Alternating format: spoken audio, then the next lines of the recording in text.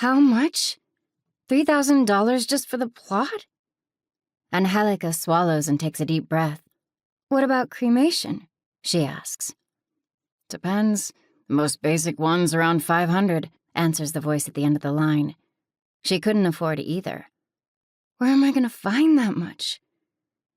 Angelica taught at a high school in Maracaibo.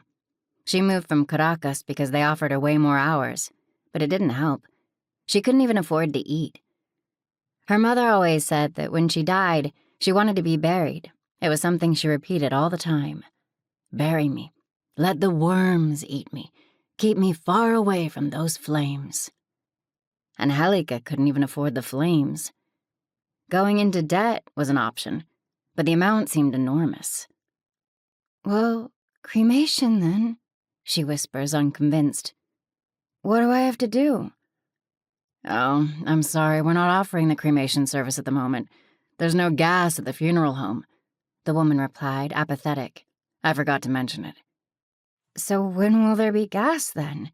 A laugh, more like a sigh. Couldn't say, it's been like this for weeks.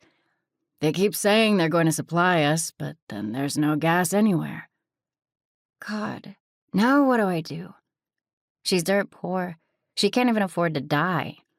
It's hard to believe you have to go into debt to be eaten by worms. The careen of this river only takes dollars and doesn't even guarantee you'll make it to the other shore. To ration gas, the funeral home only offered cremation services on certain days and to a reduced number of people. Only the lucky reached the flames. There was a waiting list for cremation. Normally, they kept the bodies in cellars until the gas arrived, or the family, tired of waiting and wanting to settle the matter and bring peace to the departed, chose to pony up and pay for a burial. In an ideal situation, if they had been prepared well, corpses could remain indefinitely, for as long as the family paid the fee to keep them there. But when electricity was being rationed, nothing could stay in the cellars. They were a conflict zone. There were cases, that is, bodies, of people whose families did not have the resources to keep them, cremate them, or forget about them. So the funeral home looked for the fastest way to get rid of them.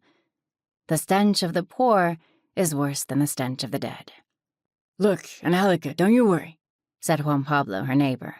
My folks had a plot in the Cementerio del Eden. Let me look into what we need and I'll lend it to you, don't worry, he comforted her. Angelica, distraught, like a lost soul, didn't understand how you could lend someone a plot in a cemetery. How would she give it back later? Would she dig up her mom? And then where would she put her? Juan Pablo made his inquiries. She still needed money.